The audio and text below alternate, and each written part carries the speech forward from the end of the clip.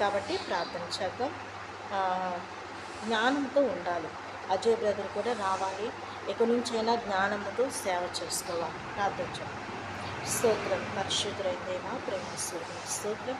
Ajay brother కుటుంబాన్ని మీరు ఆదరించండి. ఆయన పరిచర్ని మీరు దీవించండి. యేసయ్యా నీకు స్తోత్రం తండ్రి.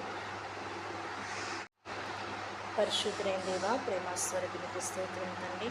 దేవా, అజయ్ బ్రదర్ బట్టి స్తోత్రం. ఆయన కుటుంబాన్ని ఆదరించండి. ఆయన పరిచర్ని మీరు ఆశీర్వదించండి.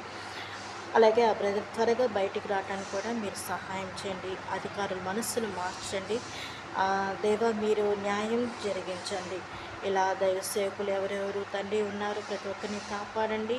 జ్ఞానంగా వివేకముతో ఉండి పరిచయలో కొనసాగడానికి కృప చూపించమని యేసు నామములో అడుగుచున్నాం తండ్రి. ఆమేన్.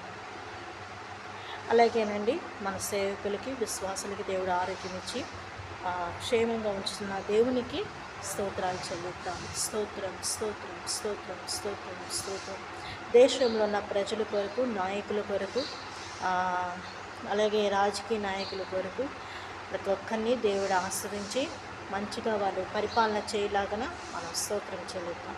స్తోత్రం స్తోత్రం స్తోత్రం స్తోత్రం స్తోత్రం స్తోత్రం స్తోత్రం. తండ్రి అయిన దేవునికి స్తోత్రం స్తోత్రం స్తోత్రం స్తోత్రం. కుమారుడైన యేసుని బట్టి స్తోత్రం స్తోత్రం స్తోత్రం. పరిశుద్ధాత్మ దేవుని బట్టి స్తోత్రం స్తోత్రం స్తోత్రం. యెరూషలేము క్షేమం కొరకు స్తోత్రం స్తోత్రం స్తోత్రం. ఇజ్రాయెల్ క్షేమం కొరకు స్తోత్రం స్తోత్రం స్తోత్రం.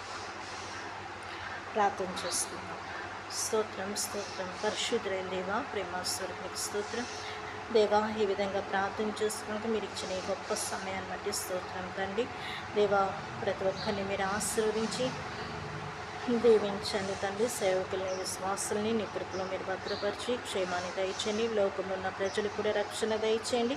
తెలిసి తెలియక తండ్రి ఎన్నో పనులు జరుగుతున్నాయి, వాళ్ళందరినీ క్షమించండి, కృపతో నింపండి. సేవకులకి, విశ్వాసుల చుట్టూ నీ కాపుదల ఉంచమని దీవించమని యేసు నామములో అడుగుచున్నాం తండ్రి. ఆమేన్. Praise Lord. ఈ విధంగా మీరు అనుదినము మీ ప్రార్థనలో మీ సేవకుల కొరకు, విశ్వాసుల కొరకు, దేశ ప్రజల కొరకు మనం ప్రార్థన చేద్దాం.